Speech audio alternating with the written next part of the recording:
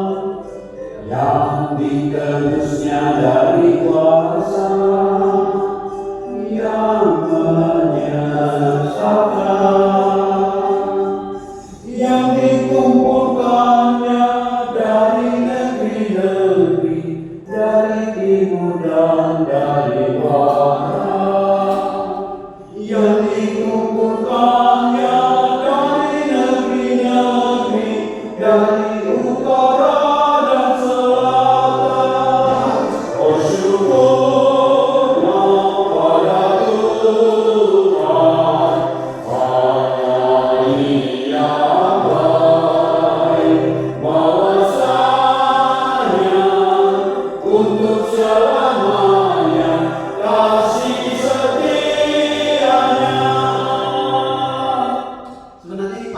Mazmur 107 ini bisa kita nyanyikan. Mungkin selesai khotbah juga, sampai selesai khotbah ya. Tapi kita baca saja. Jadi tema yang paling utama adalah kenapa kita harus bersyukur. Kalau teks firman Tuhan berkata, karena kita sudah ditebus oleh Tuhan. Nah, kalau kita baca tentang Mazmur ini, kita bicara tentang seorang yang beriman dan menyaksikan imannya melalui pergumulan hidupnya. Baik ketika dia sukses maupun ketika dia gagal. Baik ketika dia sehat maupun ketika dia sakit. Baik ketika dia dilantik untuk menjadi raja, tetapi tetap direncanakan untuk dibunuh, di DPO. Karena apa? Daud dikejar-kejar oleh Raja Saul. Itu artinya posisi kita, jabatan kita, kekayaan kita tidak menjamin keselamatan kita. Yang menjamin kita selamat hanyalah Tuhan. Oleh karena itu, kalau kita tahu bahwa kita orang yang berdosa dan tidak bisa menyelamatkan diri sendiri, lalu Tuhan datang dalam nama Yesus untuk menebus kita dari dosa dan kematian itu, mungkin kita akan berkata, bersyukurlah pada Tuhan karena Dia baik. Begitu kita bangun tidur, mungkin kita merasa tidak ada satupun yang bisa memastikan kita masih bisa bernapas sepanjang malam. Tidak ada satupun yang bisa memastikan jantung kita masih terus terpompa darah kita untuk kita bisa hidup jika Tuhan tidak bekerja. Oleh karena itu Tuhan tidak pernah tidur. Sahabat-sahabat, teman-teman, ketika kita bermasalah, ketika kita punya persoalan, ketika kita sedang menghadapi bahaya, kadang-kadang kita bertanya, di manakah kau Tuhan? Padahal Tuhan beserta orang-orang yang percaya dan berseru kepadanya. Nah itu yang kita pelajari di sini, teman-teman. Ya, next ya. Di sini saya baca dari sini. Bersyukurlah kepada Tuhan sebab Ia baik. Berarti orang yang tidak baik tidak mungkin bersyukur. Karena apa? Dari mulut yang mengucapkan kata-kata baik itu terjadi dari hati yang baik. Tidak mungkin keluar kata-kata yang baik, yang penuh atau yang indah dengan penuh kelemah lembutan, dengan penuh semangat. Kalau dalam hatinya hancur dulu, ya, bahkan mungkin juga tidak merasa bahwa dia mendapatkan pertolongan atau perlindungan dari orang lain. Tetapi hanya orang yang bisa bersyukur, hanya mereka yang mengetahui bahwa Tuhan baik, maka mereka akan terus berkata, aku harus bersyukur kepada Tuhan bahwa untuk selama-lamanya kasih setia Tuhan. Ada orang yang mengarungi lautan dengan kapal-kapal yang melakukan perdagangan di laut luas. Nah, kalau kita pernah naik kapal, tidak ada di laut tanpa ombak dan gelombang. Kapalnya kita naik itu pasti akan tergoncang oleh karena adanya badai, topan, ombak, gelombang. Bahkan kata para nahkoda kapal, ombak itu penting untuk menentukan siapa nahkoda yang paling hebat. Tanpa ombak dan gelombang, maka tidak akan terpilih siapa nahkoda yang terhebat. Oleh karena itu, teman-teman, jika kita berhadapan dengan gelombang, topan, persoalan kehidupan, kita harus lihat dari cara Tuhan. Jangan kita lihat dari cara kita. Pasti kalau ada masalah, kenapa ada masalah? Mungkin kalau ada teman kita yang mencoba untuk mengganggu kita, kenapa saya diganggu? Gitu ya. Karena apa? Karena bagi kita cukup dalam keadaan tenang saja.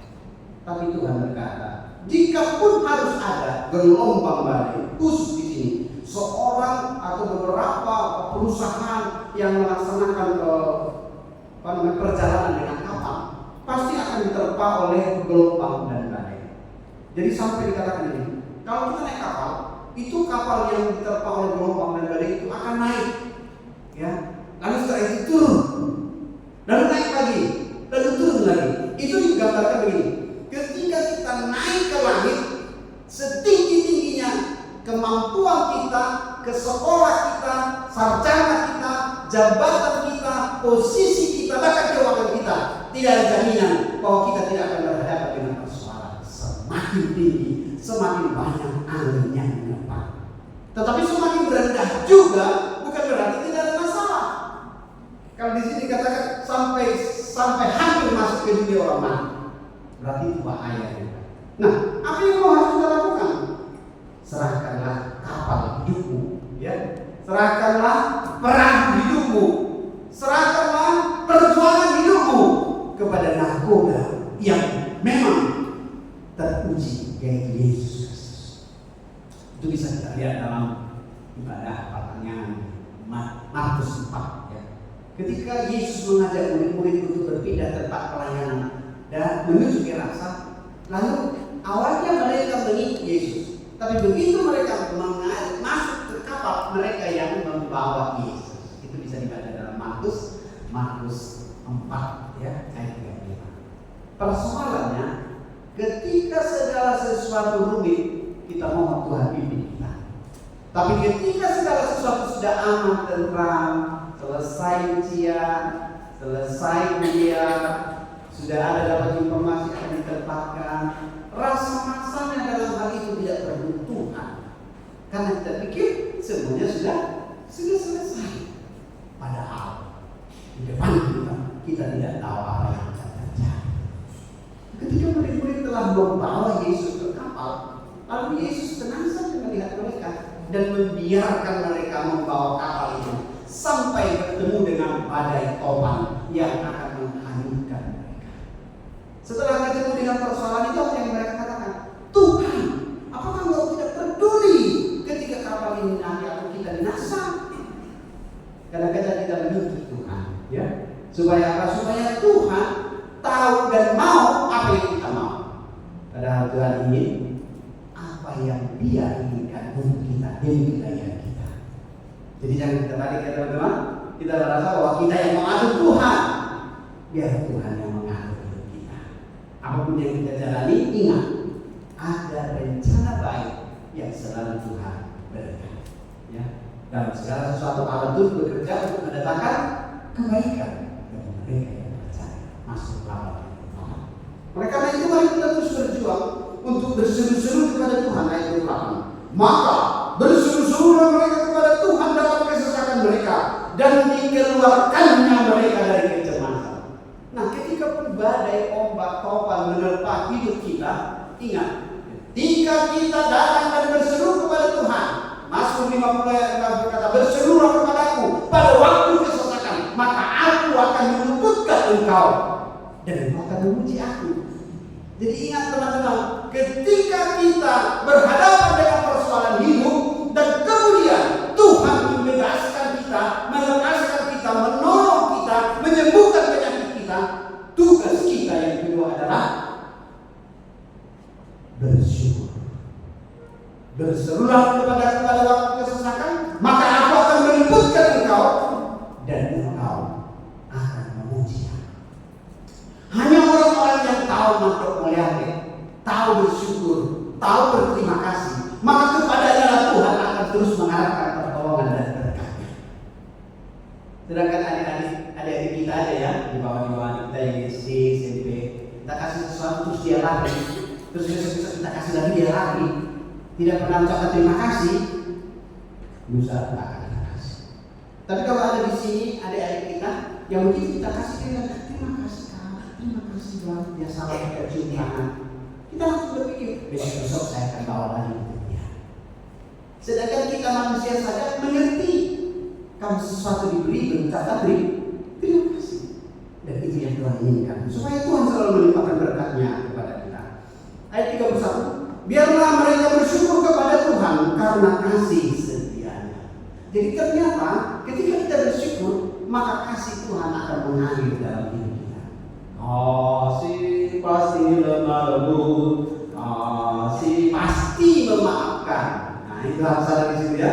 Karena tanpa memaafkan kita tidak bisa berdamai. Hubungan kita satu dengan yang lain pasti akan ada selek. Tetapi ketika kita mau saling memaafkan, maka hubungan kita akan dipulihkan dan Tuhan mendatangkan berkat. Tidak mungkin Tuhan memberikan berkat bagi orang yang tidak mau memaafkan. Bahkan sampai menyimpan dendam. Dari mulai semester 1 sampai lulus tetap dendam. Apakah dia akan mendapatkan berkat setelah dia ditempatkan? Ini menjadi persoalan. Jangan. Makanya kita katakan cukuplah masalah hari ini, ya. Jangan dibawa untuk besok. Jadi begitu kita akan tidur nanti malam, doakan siapapun mereka yang menyakiti hatimu, yang mengganggu pikiranmu, bahkan yang membuat matamu menangis. Ya, ingat Tuhan Yesus sanggup menghapus air mata. Ada lagu ya kan? Di tengah badai pencobaan, lalunya hampir terhilang tujuan arah hidupku, bagaikan kapal yang selalu diombang-ambingkan, mengharap kasih-Mu seolah-olah tiada mampu. Yesus perhatikan. Nah, yang bagian kedua, setiap lagunya Yesus perhatikan kehidupan semua orang yang sudah rusak dibetulkan dengan penuh kasih sayang. Sekali lagi. Yesus perhatikan setiap tetesan air mata. Dia mengenal hatiku yang penuh penyesalan dosa. Tetesan air mata kita karena mengenal dan menyesal. Jangan kita tetesan air mata kita tapi semakin emosi dan marah. Itu tidak berguna di hadapan Tuhan. Tangisan yang berguna di hadapan Tuhan ketika kita menyesal, bertobat, dan mohon Tuhan perdamaikan kita. Itu ya, teman-teman. Oke, selanjutnya next. Nah, kalau ini panjang kalau Mazmurnya, tapi intinya di situ. Bersyukurlah pada Tuhan karena Dia baik, bahwa untuk selama-lamanya kasih setianya. Nah, sekarang dengan ini next ya terus. Kira-kira kita akan bersyukur enggak?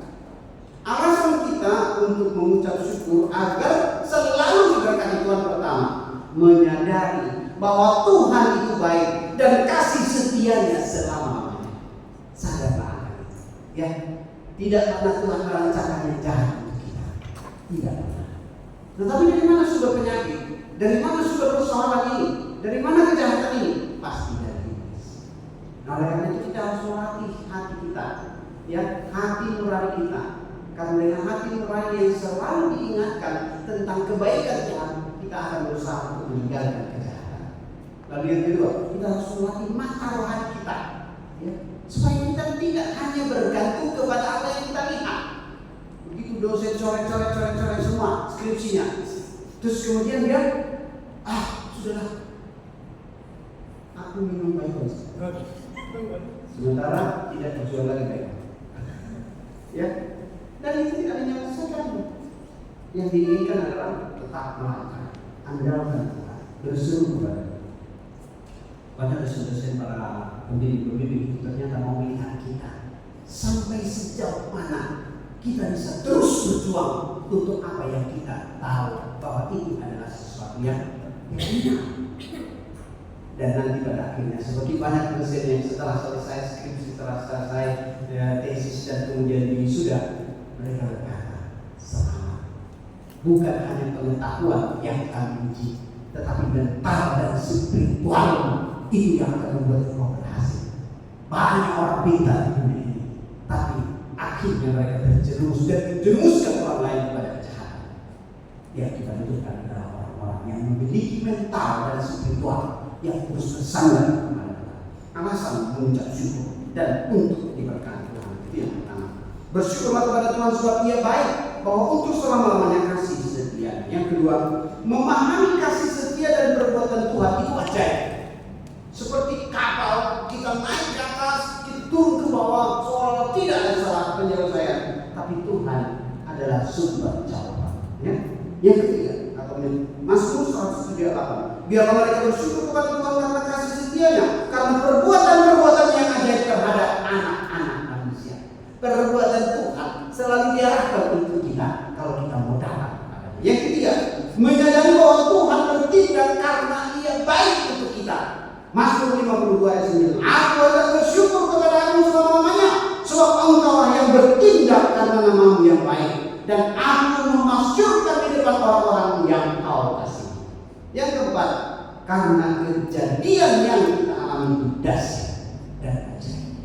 Jadi banyak peristiwa-peristiwa dalam hidup kita ini yang luar biasa, tapi kita pandang biasa-biasa. Mungkin teman-teman bisa diterima di kampus, itu bisa kita lihat tidak semua orang bisa diterima di kampus itu. Waktu kita mau masuk kampus itu kan kita diuji ya, rapor dikumpul ya kan, lalu kemudian diseleksi. Mungkin dari satu sekolah hanya 2 atau 3 orang, lalu kemudian kita dikumpulkan dengan banyak orang lain yang memang memiliki kapasitas yang sama, orang-orang yang cukup layak untuk terus berlanjut beasiswanya, kan gitu ya. Lalu setelah kita sekarang berada di posisi itu, apakah kita bersyukur? Harus bersyukur. Karena ketika kita bersyukur, maka semakin kuatlah semangat dan sukacita kita untuk menyelesaikan perkuliahan kita. Dan kemanapun kita ditempatkan, kita tidak perlu mengeluh dan menyesal. Karena apa? Karena Tuhan sudah memberikan pertolongan-pertolongan. Makanya itulah berkat Tuhan. Hanya orang bijak yang tahu menghitung berkat Tuhan. Dan orang bodoh itu tidak peduli atas pertolongan-pertolongan itu. Jadi jangan posisikan dirimu di situ. Posisikanlah dirimu kepada orang-orang bijak. Yang terakhir karena udah tadi Mazmur 139 ayat 4, aku bersyukur kepadamu oleh karena kejadian dahsyat dan ajaib. Ajaib apa yang kau buat dan jiwaku benar-benar menyadari. Karena itu teruslah bersyukur kepada Tuhan atas segala kebaikannya yang telah kita rasakan dan nikmati. Teman-teman, beberapa waktu yang lalu ada jemaat kita yang di dalam posisi pekerjaannya itu membawa kapal minyak ke luar negeri. Jemaat. Jadi mereka membawa kapal minyak itu sampai ke Brunei. Lalu ketika melewati pelabuhan Priok ya, antara Batam dan Malaysia, itu namanya Selat Malaka, untuk menghemat kos pengeluaran dari perusahaan besar mereka, lalu disepakati untuk menarik kapal besar ini dengan menggunakan kapal kecil. Lalu kemudian dengan kapal kecil itu terasa tidak ada gelombang. Karena apa? Sangat pelan jalannya, ya sangat pelan. Kalau dia pakai kapal mesin besar kan kapalnya bergerak, kemudian ombak bergerak semua. Nah ini kapal kecil jadi tenang sekali. Cuaca juga sangat tenang. Lalu kemudian nahkoda atau nahkoda kapal itu mengajak mereka yang di bagian atas itu, sebelum kita istirahat, mari kita berdoa, mari kita baca firman. Lalu kita baca firman, mungkin bagian seperti ini juga milik kapal ya. Lalu mereka berdoa dan mohon perlindungan Tuhan. Tuhan lindungi kami dalam perjalanan ini. Mereka minyak itu harta emas ya. Tapi tanpa juga di sepanjang Selat Malaka itu yang mungkin melewati beberapa negara lain yang menuju ke Brunei adalah berakhir itu ada para bajak laut. Menurut informasi beberapa ujung Sumatera itu disitu banyak bajak laut. Mereka tidak hanya menggunakan senjata biasa, tapi senjata istilah kita yang bisa melepaskan pasukan, yang bisa melepaskan peluru menebangi kapal. Nah, ketika sudah naik para bajak laut ini ke atas kapal mereka, dan mereka dikumpulkan di satu ruangan dengan tujuan adalah mau mengambil uang mereka. Karena di situ masih ada sinyal, jadi biasanya dikumpul handphone, minta password, lalu transfer, gitu ya. Jadi handphone kita ini menjadi alat bagi mereka untuk menangkap uang kita. Karena sistemnya mobile banking. Nah, ternyata mereka tidak tahu lagi apa yang harus dilakukan. Semua kumpul handphone, semua kasih tahu password, gitu ya. Nah, salah satu yang mereka kerjakan sebelum para bajak laut datang, mereka tahu selamatkan kapten, karena kaptenlah nyawa kapal itu. Mau kemana di kapal itu diarahkan itu tergantung kapten. Dan kapten bisa mengatakan situasi aman di radar sehingga tidak perlu ada dalam pengawalan. Jadi itu nyawa. Lalu kapten itu sendiri. Mereka sudah kumpul mau transfer. Kalau tidak transfer langsung tembak mati di situ. Langsung tembak mati. Nah hanya dua, mau hidup atau mati itu saja. Lalu apa yang terjadi? Sang kapten dengan penuh keberanian menekan alarm. Kalau kita pernah naik kapal laut, itu ada alarm. Mungkin menyuruh kita masuk, menyuruh kita makan, itu biasanya bisa. Nah, semua bunyi menggelora di kami di malam-malam. Ya, entah bagaimana seluruh bajak laut dengan senjata siap tembak langsung mengambil posisi tinggalkan kapal. Lalu mereka masuk ke kapal-kapal mereka kecil-kecil itu, lalu mereka berangkat ke markas mereka. Kira-kira kalau teman-teman berada di atas kapal yang siap tembak nanti, setelah kejadian itu apa yang kejadian? Menangis, telepon keluarga, video call, mungkin, ya, atau mungkin ada yang bersorak-sorak, terima kasih gitu. Kan ada yang berkata Tuhan, hanya Engkau yang bisa menyelamatkan. Tapi kalau kata memberitahukan, teman, tidak ada cara yang bisa kita lakukan menyelamatkan diri kita di hadapan masalah kecuali Tuhan, dan hanya Tuhan yang menyelamatkan kita. Kira-kira kalau di sini kita mungkin menangis, benar hanya Tuhan, tidak ada cara lain, dan akhirnya tidak ada satu pun dari mereka yang binasa atau mati. Kenapa bisa?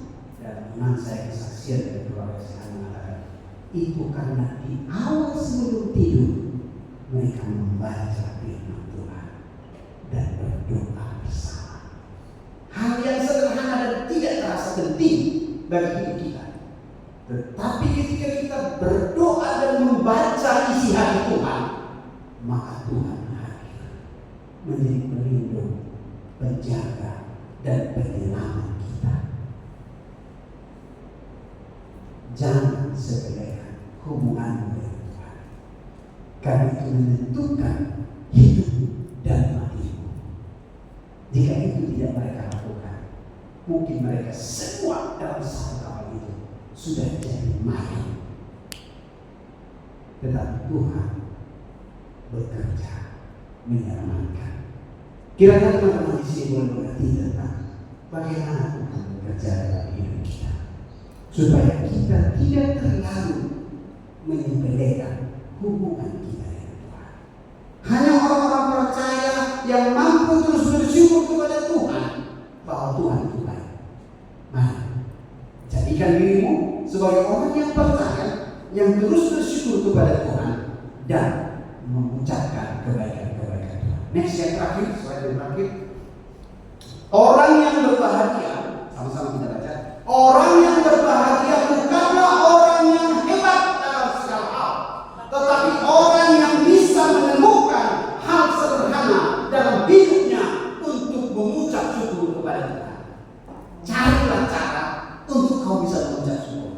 Tidak semua orang bisa bangun jika kau bangun atau bersyukur. Mungkin kita pernah mengalami ketika kita bangun mata kita tertutup. Karena apa? Karena ada sesuatu yang mengganggu.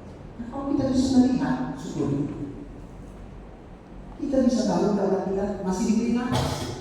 Untuk waktu yang lalu kami di rumah sakit pakai oksigen. Setelah ditanya satu kali berapa satu hari, itu 170 juta. Coba dikalikan umur teman-teman sekarang, ya, berapa umurnya sekarang? 23 kali 170 berapa? Kira-kira berapa? Kira-kira 23 kali 170. 3.910.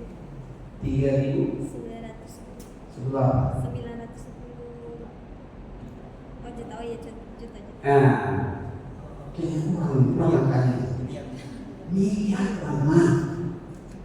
Sudah berapa miliar yang kau habiskan jika itu dihitung dari rupiah? Kita lebih gratis, bukan hanya nafas, bahkan dijaga oleh Tuhan. Jantung kita, kalau kita stop jantung di pompa di rumah sakit itu mahal untuk pompa jantung. Sekarang kita tidak merasa untuk dengan hal itu.